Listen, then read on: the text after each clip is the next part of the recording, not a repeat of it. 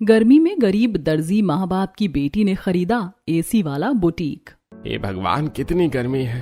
इतनी तेज गर्मी में हम गरीब दर्जियों का कैसे गुजारा होगा। जहाँ बड़े बड़े लोग एसी में आराम से बैठे होते हैं, वहीं इस गर्मी में हमारे नाक से पसीना चू रहा है। अरे बस कुछ ही दिनों की बात है, थोड़ी परेशानी और सहनी है, फिर हमारा भी एसी वाला बुटीक होगा। शारदा साड़ी के बॉर्डर पर अपने हाथों से कढ़ाई करते हुए रामलाल से बातें कर रही होती है। तभी निर्मला आती है। बेटी, मैंने जो साड़ी बॉर्डर लगाने के लिए दी थी, वो साड़ी का बॉर्डर लग गया क्या? चाची, कर ही रही हूँ, बस हो ही गया। अरे बेटी, तू हाथों से कितनी अच्छी कढ़ाई कर रही है। इतनी बारीक कढ़ाई तू हाथों से कैसे कर लेती है? ये हम दर्जियों की कला है चाची। हम हाथों से कपड़ों पर ऐसी नक्काशी कर सकते हैं कि देखने वाले हैरान हो जाए। लीजिए चाची, बातों बातों में आपका काम भी पूरा हो गया। शारदा निर्मला की साड़ी उसके हाथ में दे देती है और निर्मला साड़ी के बॉर्डर पर की गई कढ़ाई देखकर खुश हो जाती है। अरे वाह बेटी, ये तो और भी ज्यादा सुंदर लग रहा है। उभरी हुई डिजाइन, इतनी अच्छी कारीगरी। सच बताऊं तो तुम दोनों गरीब दर्जियों के पास ही असली सिलाई की कला है। बाकी नए जमाने के डिजाइनरों के पास तो सिर्फ डिग्रियां हैं। तुमने तो दिल खुश कर दिया। आपसे मैं हमेशा तेरे पास ही अपने कपड़े सिलवाने आऊंगी। अच्छा बता, कितने हुए? 100 रुपए। क्या सिर्फ 100 रुपए? 100 रुपए में तो आजकल लोग सिर्फ साधारण सिलाई के लिए ले लेते हैं। तूने इतनी बारीक कढ़ाई कर दी है, वो भी बॉर्डर पर। 100 रुपए ही बनते हैं चाची, इससे ज्यादा नहीं। निर्मला खुशी खुशी 100 रुपए शारदा और रामलाल को देती है। रामलाल और शारदा 100 रुपए देखकर खुशी से फूले नहीं समाते और एक पल के लिए अपनी गर्मी भूल जाते हैं। तभी पसीने से लथपथ सेजल वहां आती है। अरे वाह, मेरी बेटी आ गई। कैसा रहा आज स्कूल में पहला दिन बेटा? बहुत अच्छा रहा पापा, स्कूल तो बहुत अच्छा है, पर इतनी गर्मी हो रही है कि पूरे कपड़े पसीने से भीग गए हैं। इतनी तेज धूप पड़ रही है कि मेरा तो हाल ही खराब हो गया है स्कूल से घर आने में। बेचारी गर्मी में गरीब दर्जी माँ बाप की बेटी, इसे तो हम एक पंखा तक नहीं दे सकते, और दूसरे बच्चों को देखो एसी में आराम से बैठते हैं। अरे आप भी ना ऐसी बातें मत किया करो, मैं अभी कपड़े बदल लेती हूँ। सेजल घर के अंदर जाती है और कपड़े बदलकर एक फटी फ्रॉक पहनकर बाहर आती है और अखबार से खुद को और अपने गरीब माँ बाप को हवा करने लगती है। कैसे गरीब माँ बाप हैं हम, अपनी बेटी को गर्मी से भी नहीं बचा सकते, अच्छे स्कूल में नहीं पढ़ा सकते। क्या फायदा हमारे दर्जी होने का जब हम अपनी बेटी को एक अच्छा कपड़ा तक नहीं पहना सकते।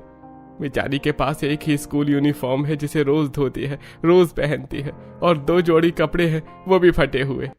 पापा आप लोग दुखी मत होइए, मुझे पता है आप लोग मेरे लिए बहुत मेहनत करते हैं। एक दिन देखना हमारी भी गरीबी दूर हो जाएगी। पूरा परिवार साथ बैठकर गर्मी और अपनी गरीबी से उलझ ही रहा होता है कि तभी सामने बड़े से घर के नीचे बने बुटीक के एसी के आउटडोर से तेज गर्म हवा आने लगती है। मम्मी, अचानक इतनी तेज गर्म हवा कहाँ से आने लगी? बेटी, ये सामने वाले एसी वाले बुटीक से आ रही है। जो बाहर डब्बा लगा है ना, वो गर्म हवा फेंक रहा है और अंदर ठंडी हवा दे रहा है। माँ, ये तो गलत बात है। हमारे ठीक घर के सामने गर्म हवा वाला पंखा लगा दिया है। वैसे ही हमारे घर में बिजली नहीं है, हमें कितनी गर्मी लगती है। बेटे, कितनी बार कोशिश कर चुका हूँ बिजली लेने की, पर हम गरीबों के पास इतने पैसे ही नहीं है कि हम बिजली ले सके। ऊपर से बिजली विभाग के भी अलग ही ड्रामे चलते हैं, न जाने क्या क्या कहते रहते हैं।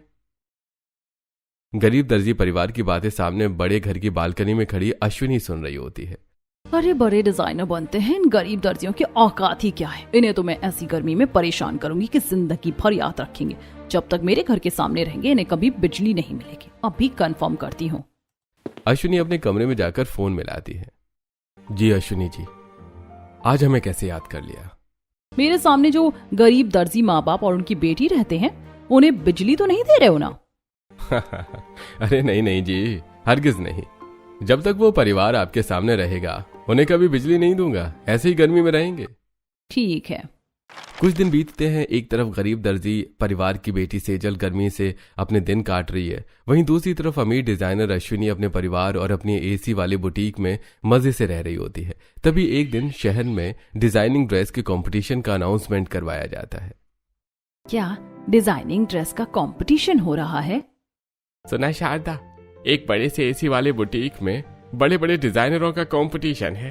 अगर हम भी उसमें अपनी सुंदर सुंदर सी ड्रेस सिलकर लेकर जाएंगे तो लोग हमारी कला भी पहचानेंगे। और सुना है जीतने वाले को एक सिलाई मशीन भी दी जाएगी। हमारी सिलाई मशीन पुरानी है, आजकल तो नई नई मशीनें आ गई हैं। हम उस कंपटीशन में जरूर भाग लेंगे। हाँ हाँ मम्मी पापा, आप दोनों जरूर भाग लीजिए, मुझे पक्का विश्वास है आप दोनों ही जीतेंगे। आप दोनों से अच्छी डिजाइन कोई बना ही नहीं सकता। आप लोग सबसे बेस्ट दर्जी हो। हाँ ठीक है, चलो।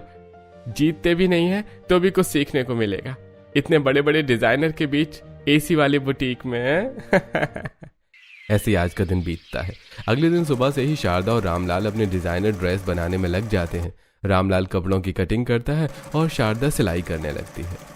वाह पापा, आप लोगों ने एक रात में डिजाइन भी सोच लिया और अब बना भी रहे हैं। इसीलिए तो मैं कहती हूँ कि आप लोग सबसे बेस्ट डिजाइनर हो। वहीं दूसरी तरफ अश्विनी अपने एसी वाली बुटीक में एक पेपर पर अपनी डिजाइनर ड्रेस का डिजाइन बना रही होती है। हाँ, बनेगा मेरी डिजाइनर ड्रेस का डिजाइन। इतना सोचने के बाद हम डिजाइनर डिजाइन बनाते हैं और ये गरीब दर्जी सोचते हैं कि डिजाइनर बनना आसान है। पढ़ाई तो कोई भी कर लेगा, डिजाइन बनाना सबसे बड़ी बात है। इतना कहकर अश्विनी अपनी सिलाई मशीन पर बैठती है और कपड़ों की कटिंग करने लगती है। ऐसे कुछ दिन बीतते हैं और दोनों अपनी अपनी ड्रेस लगभग तैयार कर लेते हैं। माँ, कितनी सुंदर ड्रेस बनाई है तुमने, मुझे ये ड्रेस बहुत अच्छी लग रही है। बस इसमें थोड़ी सी कढ़ाई करनी बाकी है। इसकी बॉर्डर पर लेस लगाने की जगह मैं अपने हाथों से कढ़ाई कर दूंगी, बहुत सुंदर लगेगी। हाँ माँ, चलो मिलकर कढ़ाई करते हैं। शारदा और सेजल मिलकर ड्रेस पर कढ़ाई करने लगती हैं। कुछ दिन बाद कंपटीशन का दिन आ जाता है। अश्विनी अपनी बड़ी गाड़ी के पास खड़ी होती है और दूसरी तरफ शारदा, रामलाल और सेजल अपनी दुकान के बाहर खड़े होते हैं। मम्मी पापा जल्दी कीजिए ना, हम लोग लेट हो जाएंगे। मुझे आपको एसी वाले बुटीक में जीतते हुए देखना है। हाँ हाँ, अब चलते हैं। ये गरीब दर्जी सोचते हैं कि हम डिजाइनरों से कंपटीशन करके जीत जाएंगे। एसी वाले बुटीक में बैठना इनके औकात के बाहर की बात है। इन्हें तो आज मैं बुटीक में कदम तक नहीं रखने दूंगी। इतना कहकर अश्विनी शहर के सबसे बड़े एसी वाले बुटीक में कंपटीशन अटेंड करने पहुंच जाती है। बुटीक के अंदर सभी डिजाइनर अपनी अपनी सीट पर बैठे होते हैं और एक सीट खाली होती है। ये खाली सीट किसके लिए है? हमने तो किसी को मना नहीं किया, हो सकता है कोई गरीब दर्जी अपनी कला दिखाने आ रहा हो। क्यों, क्या हुआ? तुम्हारा दिमाग खराब है क्या? इतने बड़े डिजाइनरों के बीच तुम गरीब दर्जी को बैठाओगे? किसकी बेइज्जती कराना चाहते हो, हमारी या उसकी? अगर वो गरीब दर्जी आए तो हम सब कंपटीशन छोड़कर चले जाएंगे। मैम आप गुस्सा मत होइए, या सब अपनी कला दिखाने आए हैं। अश्विनी की बात सुनकर मैनेजर घबरा जाता है और तुरंत बुटीक के बाहर पहुंचता है जहां गरीब परिवार खड़ा होता है। क्या हुआ, आप लोग यहाँ अंदर कहां घुसे चले आ रहे हैं? अंकल, हमने भी डिजाइनिंग ड्रेस के कंपटीशन में भाग लिया है। अरे बेटा, मजाक मजाक में अगर नाम लिखवा भी लिया हो तो चुपचाप वहां से चले जाओ। यहाँ तुम लोगों के लिए कोई कंपटीशन नहीं है। नहीं नहीं भैया, हमने भी अपनी डिजाइनर ड्रेस बनाई है, हमारा भी नाम है, हमें अंदर जाने दीजिए। अरे तुम गरीब लोग अपनी बेटी को ढंग के कपड़े पहना कर नहीं ला सकते और कहते हो डिजाइनर ड्रेस बनाई है। चलो भागो यहाँ से। अंकल, हमें प्लीज अंदर जाने दो, सच में मेरी मम्मी ने बहुत अच्छी ड्रेस बनाई है। ये फटीचर लड़की, दो कौड़ी की औकात नहीं है तेरी। गरीब दर्जी की बेटी होकर मुझसे जुबान लड़ाती है, एक तमाचा खींच कर दूंगा। चल भाग यहाँ से वापस। और तुम दोनों गरीब दर्जी अपनी बेटी को उठाओ और चलते बनो यहाँ से, आए बड़े कंपटीशन में भाग लेने। इतना कहकर मैनेजर बुटीक के अंदर चला जाता है और सेजल अपनी गरीब माँ बाप के साथ अपने घर वापस आ जाती है। ऐसे ही रात होती है। अंधेरे कमरे में सेजल सो रही होती है और रामलाल और शारदा पास बैठे रो रहे होते हैं। एक बाप होने के बाद भी मैं अपनी बेटी को इज्जत भरी जिंदगी नहीं दे पा रहा हूँ। उस मैनेजर ने किस तरह हमारी बेटी को गरीब दर्जी की बेटी कहकर बेइज्जत कर दिया और मैं कुछ नहीं कर पाया। हमारी ही गलती है कि हम बड़े बनने के अरमान लेकर इस बड़े शहर में आ गए। ना कोई रिश्तेदार, ना कोई दोस्त, ना पैसे, बस अपनी कला लेकर आए हैं और इस शहर में तो कला को कोई पूछता तक नहीं। अब मुझे नहीं पता कि हमारा क्या होगा। इतना पता है कि हमारा सपना कभी पूरा नहीं होने वाला। हम कभी भी अपना एसी वाला बड़ा सा बुटीक नहीं बना पाएंगे। इतना कहकर रामलाल और शारदा एक दूसरे को गले लगाकर रोने लगते हैं और सेजल आंख खोलकर अपने माँ बाप को देखती है। मम्मी पापा, आपको लग रहा है कि आपकी बेटी सो रही है, पर मैंने आपके सपने सुन लिए। मैं खुद से वादा करती हूँ, अब चाहे कुछ भी हो जाए, मैं अपने गरीब दर्जी माँ बाप को एसी वाला बुटीक खरीद कर दूंगी और उनका अधूरा सपना पूरा करूंगी। इसी तरह रात बीतती है। अगले दिन सेजल स्कूल से वापस आती है और शारदा सिलाई मशीन पर काम कर रही होती है। मम्मी, ये तुम इतनी अच्छी सिलाई कैसे कर लेती हो? मुझे भी सिलाई करना सिखाओ। बेटी, अब हमारी तरह दर्जी बनकर क्या करेगी? हम तो तेरा पालन पोषण भी ठीक से नहीं कर पाते। नहीं माँ, मुझे भी तुम्हारी ये कला सीखनी है, तुम्हें मुझे सिखाना ही पड़ेगा। हाँ बेटी, हाँ, हम तुझे ये कला जरूर सिखाएंगे। देखिए, सिलाई मशीन है, इसमें सुई में धागा डालते, एक धागा नीचे की तरफ होता है और ऐसे कपड़ों को घुमाकर सिलाई करते हैं। ऐसे दिन बीतते हैं और सेजल अपनी माँ की सिलाई करते हुए देखती रहती है। एक दिन सेजल अपने पिता के साथ कपड़ों के बाजार आती है। देख बेटी, ये पतला कपड़ा है तो इसके लिए पतला धागा और पतली सुई लेंगे, और ये मोटा कपड़ा है तो इसके लिए अलग धागा लगेगा और इसे अलग तरीके से सिलना पड़ेगा। अरे वाह भैया, कपड़ों की इतनी अच्छी पहचान है तुम्हें। बिल्कुल सही बता रहे हो। कपड़ों पर सिलाई ऐसे ही होती है, वरना कपड़े फट जाते हैं। ये मेरे पापा हैं, दुनिया के सबसे बेस्ट दर्जी हैं अंकल। ऐसे दिन बीतते हैं। एक दिन सेजल अपनी फटी यूनिफॉर्म में घर से निकलती है और दूसरी तरफ श्रुति अपनी नई यूनिफॉर्म में गाड़ी के पास खड़ी होती है। वो देखो, गरीब दर्जी की बेटी, ये भी स्कूल पढ़ने जा रही है। इसे कोई बताता क्यों नहीं कि लोगों के घर कपड़े इकट्ठा करें तो ज्यादा पैसे कमा लेगी। सेजल की बेइज्जती करके श्रुति अपनी गाड़ी में बैठकर चली जाती है। कुछ दिन बाद सेजल गली में बच्चों के साथ खेल रही होती है और श्रुति अपने महंगे खिलौने के साथ वहां आती है।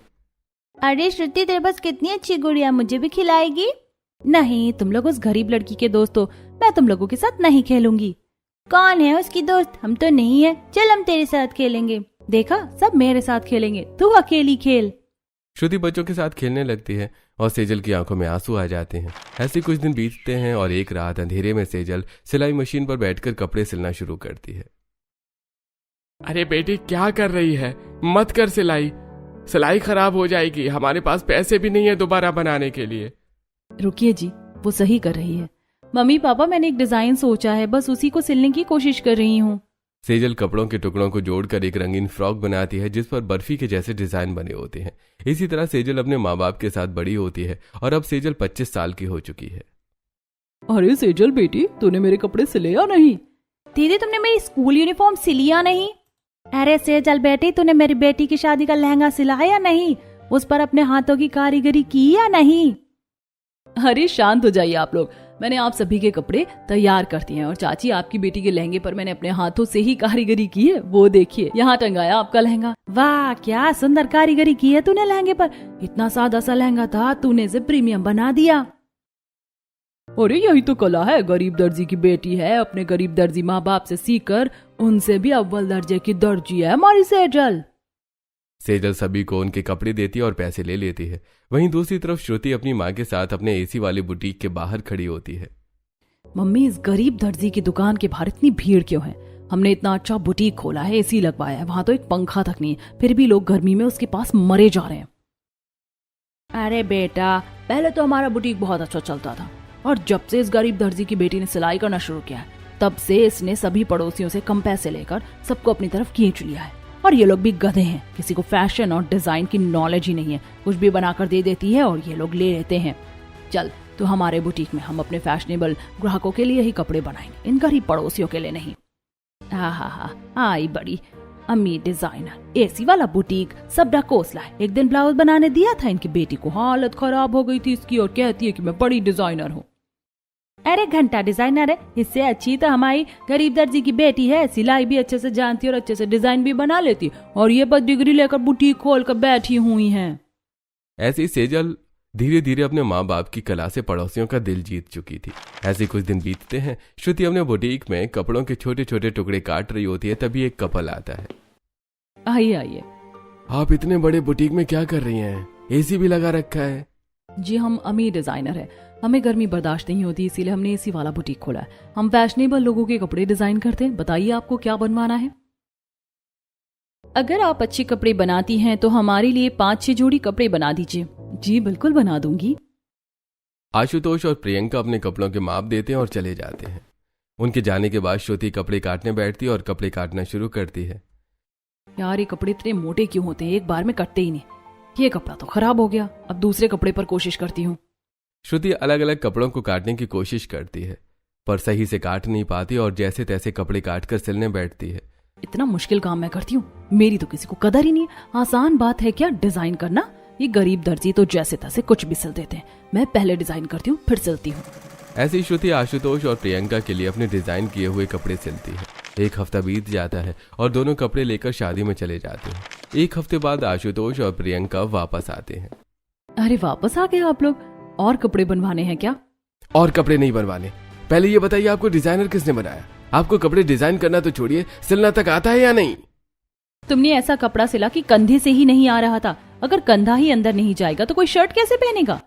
मैंने तो सही कपड़ा सिला था, माप भी सही लिया था। तुम ही मोटे हो गए होगे। अब जाओ यहाँ से, मुझे परेशान मत करो। श्रुति का रवैया देखकर आशुतोष और प्रियंका नाराज होकर उसके बुटीक से बाहर निकल जाते हैं और सामने सेजल की दुकान पर भीड़ देखकर उसके पास चले आते हैं। ये तो दर्जी की दुकान लग रही है, यहाँ इतनी भीड़ क्यों है? सामने इतना बड़ा एसी वाला बुटीक है और यहाँ एक दर्जी की दुकान पर इतनी भीड़। अरे कहाँ का डिजाइनर, ये कपड़ा सिलना भी नहीं आता उसे? जी आपको कुछ करवाना है?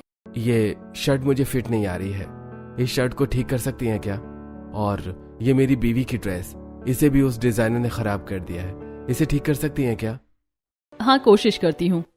इतना कहकर सेजल आशुतोष की शर्ट लेती है और थोड़े कपड़े जोड़कर सिलाई करके देती है। आशुतोष शर्ट पहनता है। अरे ये आपने कैसे किया? जी आदमी के कंधे चौड़े होते हैं तो माप से 2 इंच ज्यादा कपड़ा लगता है। इसमें वो 2 इंच कपड़ा नहीं था, बस वही लगा दिया। मेरी ड्रेस का भी कुछ कर दीजिए, ये सिंगल स्ट्रिप है और बहुत ज्यादा डीप है। सेजल ड्रेस में नेट वाली बाजू लगा देती है और सामने की तरफ एक छोटी चेन लगा देती है। मैंने आपकी सिंगल स्ट्रिप में बाजू लगा दी और ये चेन है, आप जब चाहे इसे बंद या खुला रख सकती हैं। अरे कौन कहता है कि तुम दर्जी हो? असली डिजाइनर तो तुम हो। उसने अच्छे कपड़े खराब कर दिए और तुमने खराब कपड़ों को अच्छा कर दिया। आज से हम तुम्हारे पास ही कपड़े सिलवाने आएंगे। कितने पैसे हुए?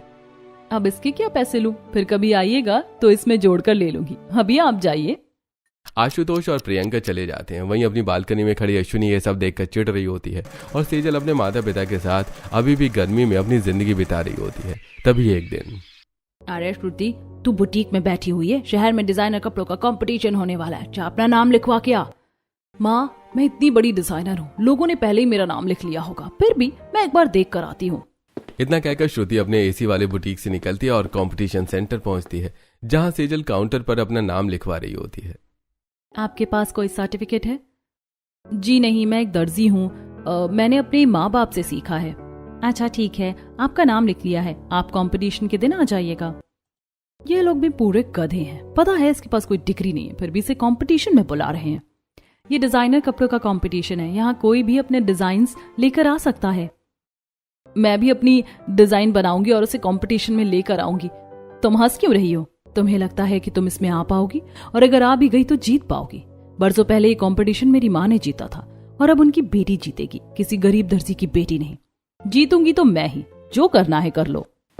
इतना कहकर सेजल अपने घर चली जाती है और डिजाइन सोचकर कपड़े काटने लगती है। वहीं श्रुति अपने बुटीक में डिजाइन बनाकर फाड़ती रहती है। यार कोई अच्छा डिजाइन बन ही नहीं रहा, उस गरीब दर्जी को हराने के लिए कुछ खास बनाना पड़ेगा। तुझसे अभी तक डिजाइन भी नहीं बनी, जा देख वो गरीब दर्जी, उसने तो कपड़ों की कटिंग भी शुरू कर दी। ऐसे कैसे जीतेगी तू? माँ तुम चिंता मत करो, जीतूंगी तो मैं ही। जरा देखूं वो क्या बना रही है। इतना कहकर श्रुति चुपके से सेजल को देखने लगती है। मैं यहाँ सोच भी नहीं पा रही हूँ और ये इतनी आसानी से कपड़े काट रही है, इतनी आसानी से कटिंग कैसे कर रही है? बहुत जल्दी है इसे जीतने की, मैं जिताती हूँ इसे। इतना कहकर श्रुति वहां से चली जाती है। दोपहर होती है और सेजल अपने माँ बाप के साथ बैठी होती है। माँ मैंने डिजाइन भी बना ली, कटिंग भी कर ली, अब बस सिलाई और कढ़ाई बाकी है। वहीं दूसरी तरफ श्रुति चुपके से सेजल की सिलाई मशीन में कांच का पाउडर डाल देती है। थोड़ी देर बाद सेजल सिलाई मशीन पर बैठकर कपड़े सिलना शुरू करती है। अरे ये धागा बार बार टूट कैसे रहा है? ऐसा तो कभी नहीं होता। क्या हुआ बेटी, क्यों परेशान हो रही है?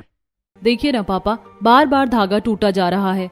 अरे बेटी एक बार मशीन खोलकर साफ कर लो, हो सकता है अंदर कुछ फंसा हो जिसकी वजह से धागा कट रहा हो। शारदा के कहने पर सेजल मशीन खोलकर साफ करती है और उसमें से कांच के छोटे छोटे टुकड़े निकलते हैं और फिर से सिलाई शुरू करती है। ऐसे ही 2 दिन बीतते हैं और सेजल अपनी डिजाइनर ड्रेस तैयार कर लेती है। श्रुति बेटी तूने अपने कपड़े डिजाइन किए या नहीं?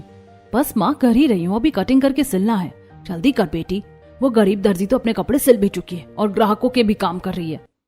ये अपने कपड़े भी सिल रही है और ग्राहकों के भी, इससे तो मैं ऐसे नहीं छोड़ूंगी। रात होती है और श्रुति एक पिंजरे में चूहे लाकर सेजल की दुकान में छोड़ देती है और चूहे सेजल की डिजाइन की गई ड्रेस कुतर देते हैं और अगले दिन सेजल अपनी कुतरी हुई ड्रेस देखती है।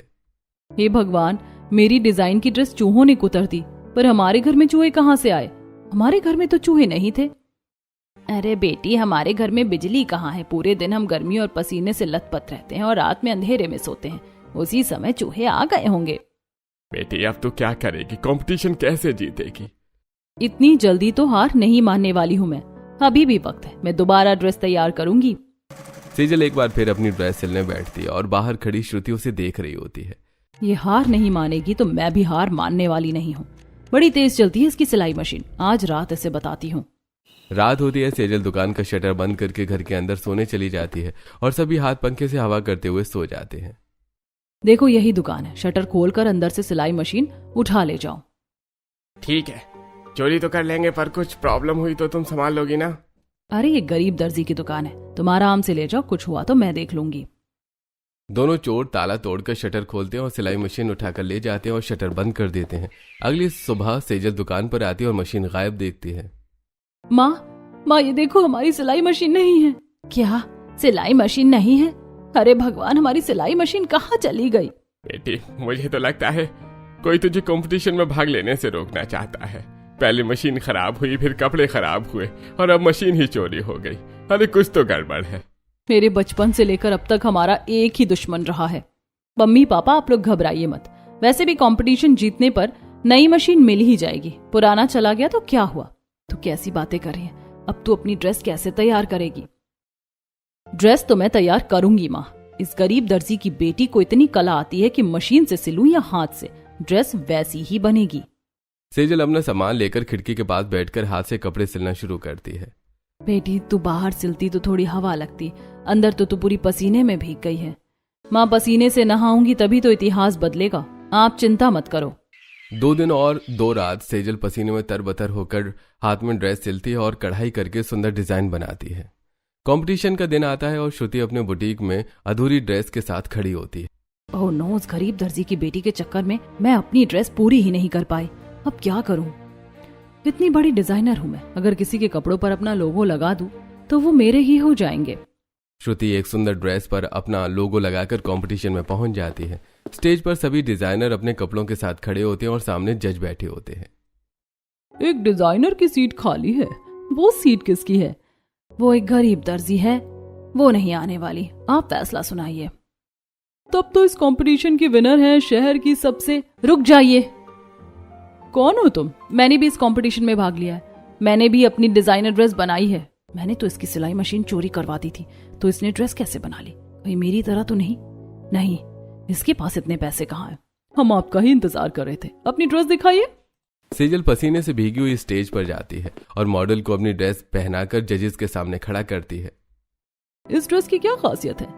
इस ड्रेस को मैंने पूरी तरह हाथों से सिला है, इसमें हाथों की कढ़ाई है, हाथों की सिलाई है, ये पूरी तरह हैंडमेड है और यूनिक डिजाइन की ड्रेस है। हम तो श्रुति जी को विजेता घोषित करने जा रहे थे, पर इस डिजाइनिंग कंपटीशन की हमारी विजेता है सेजल जी। विजेता सेजल जी को इनाम में मॉडर्न सिलाई मशीन और 50,000 रुपए दिए जाते हैं। हॉल में चारों तरफ तालियां बजने लगती हैं। सेजल को नई सिलाई मशीन और 50,000 रुपए इनाम दिया जाता है। मुझ जैसे डिजाइनर के सामने एक गरीब दर्जी कैसे जीत सकती है? मेरी ड्रेस इतनी अच्छी है, इसकी ड्रेस में ऐसी क्या खास बात है? अरे ये ड्रेस तो मैंने कहीं देखी है, हाँ मैंने रील में देखी थी, ये ड्रेस एक एक्ट्रेस ने पहनी थी। अरे ये तो सेकंड कॉपी ड्रेस है। श्रुति जी, इतनी बड़ी डिजाइनर की बेटी होकर आप धोखे से जीतना चाहती थी, आपको इस कंपटीशन की डिजाइनर्स की लिस्ट से निकाला जाता है। अब कभी इस तरह के कंपटीशन में आप भाग नहीं ले पाएंगी। दर्शक श्रुति पर टमाटर और चप्पल फेंकने लगते हैं। श्रुति किसी तरह जान बचाकर वहां से भागती है। वहीं सेजल खुशी खुशी अपने परिवार के साथ घर लौटती है और इनाम के जीते हुए पैसों से एक सुंदर सा एसी वाला बुटीक खरीदती है और अपने गरीब माँ बाप के हाथों से उद्घाटन करवाकर सेजल शारदा को बुटीक के अंदर लेकर आती है। बेटी, तूने अपने गरीब माँ बाप का सपना पूरा कर दिया, एक एसी वाला बुटीक बनाना और उसमें अपनी कला से। इतना कहते हुए शारदा रो पड़ती है और अपनी बात अधूरी छोड़ देती है। बेटी, अपने बचपन का सपना हम जवानी में लेकर इस शहर में आए थे, पर गरीबी की बोझ तले कभी पूरा ही नहीं कर पाई। पर तूने ये अपने गरीब दर्जी माँ बाप का सपना बुढ़ापे में पूरा किया है। हमें तुझ पर बहुत गर्व है बेटा, गर्व है बेटी। इतना कहकर रामलाल और शारदा दोनों खुशी से रो पड़ते हैं। सेजल की आंखों में भी आंसू आ जाते हैं और सेजल अपने माँ बाप से लिपट जाती है। उद्घाटन में आए सभी लोगों की आंखें भर जाती हैं। सेजल बेटी, क्या अपने माँ बाप के साथ आंसू भी बहाती रहेगी या अपनी एसी वाली बुटीक में कपड़े सिलना शुरू करेगी? लेकिन याद रखना, पैसे उतने ही दूंगी जितने पहले देती थी। आंटी, आप लोगों की बदौलत ही तो मैंने अपने माँ बाप का अधूरा सपना पूरा किया है। आपके कपड़े तो मैं फ्री में सिल दूंगी। माँ आओ, तुम्हें और एक चीज दिखाती हूँ। इतना कहकर सेजल अपने माँ बाप को एक सिलाई मशीन के पास लाती है जिसके ठीक सामने एसी लगा होता है। मम्मी पापा, ये आपकी सिलाई मशीन है और वो रहा सामने एसी। आप यहाँ सिलाई करेंगे और सामने कांच की दीवारें और दरवाजे से सब आपकी दर्जी की कला देखेंगे। बेटी, आज हमें अपना वो दिन याद आ गया जब हम। जवानी के दिनों में शारदा पसीने से लथपथ कपड़े सिल रही होती है और रामलाल अखबार से हवा कर रहा होता है। कितनी गर्मी हो रही है, हाथ तक पसीने से भीग गए, सुई भी नहीं पकड़ी जा रही। मुझे तो बहुत गर्मी लग रही है। देखो, कोई ग्राहक तक नहीं आ रहा है इतनी गर्मी की वजह से। मम्मी पापा, अब ग्राहक आएंगे। सेजल के बुटीक में बड़े बड़े लोग आने लगते हैं और शारदा और रामलाल से अपने कपड़े डिजाइन करवाने लगते हैं। ऐसे ही एक दिन एक औरत शारदा और रामलाल के बुटीक में आती है। शारदा जी, मेरी बेटी की शादी है, एक अच्छा सा वेडिंग लहंगा डिजाइन कर दीजिए। क्या कहा आपने? शारदा जी? अरे अब भाग्यवान, अब हमें लोग इज्जत से बुलाने लगे हैं। शारदा अश्विनी की बुटीक में आई होती है। ए गरीब दर्जी, कहाँ घुसी चली आई? जी, मैं बहुत अच्छे कपड़े सिलती हूँ, आपके पास काफी ग्राहक है, आप चाहें तो मैं आपके लिए काम कर सकती हूँ। तेरी औकात नहीं है कि तू मेरे लिए काम करे। आइंदा मेरे बुटीक में कदम रखने की हिम्मत मत करना, पूरा बुटीक गंदा कर दिया। बेटी, आज हमारे सारे सपने पूरे हो गए। एसी वाला बुटीक, इज्जत, हमारी कला का सम्मान, सब हमें मिल गया। नहीं पापा, अभी सब नहीं मिला है, अभी किसी का दिया हुआ प्यार ब्याज समेत लौटाना है। ऐसे कुछ दिन बीतते हैं। सेजल कम दामों में अच्छे और डिजाइनर कपड़े सिलना शुरू करती है। धीरे धीरे श्रुति के ग्राहक भी सेजल के बुटीक में आने लगते हैं। इसी तरह एक महीना बीतता है और श्रुति और अश्विनी अपने बुटीक के बाहर खड़ी सेजल के बुटीक को देख रही होती हैं। इस गरीब दर्जी की बेटी की वजह से मेरा पूरा काम चौपट हो गया। 100 रुपए में लोगों के काम कर रही है, इतना बड़ा बुटीक खोल लिया पर अभी भी गरीबों वाली हरकत नहीं छोड़ी। अरे ये गरीब दर्जी हमेशा से हमारे दुश्मन रहे हैं, इसे तो मैं आज सबक सिखा कर रहूंगी। इतना कहकर श्रुति सेजल के बुटीक में आती है और बुटीक ग्राहकों से भरा होता है। अरे श्रुति, तुम यहाँ मेरे मम्मी पापा की बुटीक में? क्या हुआ? ज्यादा मुस्कुराने की जरूरत नहीं है, तो जैसी गरीब दर्जी की बेटी ने धोखे से कंपटीशन जीतकर एक बुटीक क्या ले लिया, इतना इतराने लगी। मैं बचपन से ही अमीर डिजाइनर की डिजाइनर बेटी हूँ, मुझसे टक्कर लेने की कोशिश मत कर। मैं कहाँ तुझसे टक्कर लेने की कोशिश करी हूँ? मैंने तो बस अपने गरीब माँ बाप का सपना पूरा किया है, जो शायद बहुत पहले पूरा हो जाना चाहिए था, पर किसी जलनखोर की वजह से नहीं हो पाया था। जबान संभाल कर बात कर, तुम्हारी तरह डिजाइनर नहीं है, याद रख, तू एक गरीब दर्जी है। श्रुति की बात सुनते ही सेजल के बुटीक के आई ग्राहकों का गुस्सा फूट पड़ता है। अरे चुप हो जाओ, तुमसे बहुत अच्छे कपड़े सिलती है सेजल। तुझे ब्लाउज तक सिलना नहीं आता और बड़ी डिजाइनर बनने चली, निकल यहाँ से। श्रुति, जाते जाते मेरे मम्मी पापा की बुटीक का दरवाजा बंद कर देना। वो क्या है ना, एसी चल रहा है। सेजल की बातें सुनते ही श्रुति आग बबूला हो जाती है और गुस्से में बुटीक से बाहर निकलती है। तभी सामने अपने बुटीक में कुछ ऑफिसर्स को ताला लगाते हुए देखती है और तुरंत ऑफिसर्स के पास पहुंचती है। श्रुति, ये लोग हमारे बुटीक में ताला क्यों लगा रहे हैं? कौन है आप लोग? आपकी हिम्मत कैसे हुई मेरी बुटीक में ताला लगाने की? खोलिए ताला। जरा आहिस्ता बात कीजिए, हम बैंक की तरफ से आए हुए ऑफिसर से। आपने बैंक से लोन लिया था और 2 महीने से लोन की किस्त नहीं भरी है, और हमें पता चला है कि आपने डिजाइनिंग कंपटीशन में चीटिंग की थी, जिससे आपके पास एक भी ग्राहक नहीं आते हैं। उससे तुम्हें क्या मतलब? तुम मेरा बुटीक खोलो। बिल्कुल भी नहीं, गिरवी रखी इस बुटीक को बैंक ने जब्त कर लिया है। कहीं कल को बुटीक बेचकर भाग गई तो लोन कौन भरेगा? प्लीज मेरे बुटीक को ताला मत लगाओ, ये मेरा सपना था, मैंने अपना करियर यहीं से शुरू किया था और फिर इसे अपनी बेटी को सौंप दिया। इतना कहते हुए अश्विनी रो पड़ती है। तभी सेजल अपने माता पिता के साथ ऑफिसर्स के पास आती है। क्या हुआ ऑफिसर, आप बुटीक पर ताला क्यों लगा रहे हैं? आप ही सेजल है ना? आपके पड़ोसन ने बैंक से लोन लिया था और अब चुका नहीं पा रही है। इनके पास अब कोई काम भी नहीं और कोई गारंटी लेने वाला भी नहीं है। अगर मैं इनकी गारंटी लेती हूँ तो क्या आप बुटीक रिलीज कर देंगे?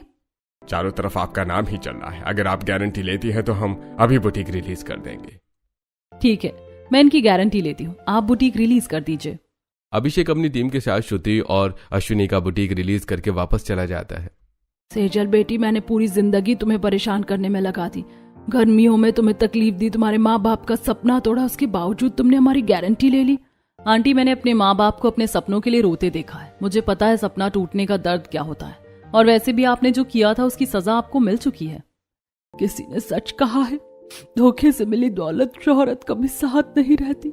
मैंने धोखे से इस शहर में नाम कमाया था जो असल में तुम्हारे माँ बाप को मिलना चाहिए था। आज वो सब मुझसे छिन गया। मुझे माफ कर दो शारदा बहन, रामलाल जी, मैंने आपके साथ बहुत गलत किया। अश्विनी जी, हम तो आपसे कभी नाराज थे ही नहीं। ये तो वक्त की बात है, जिसका वक्त होता है उसी का बोलबाला होता है।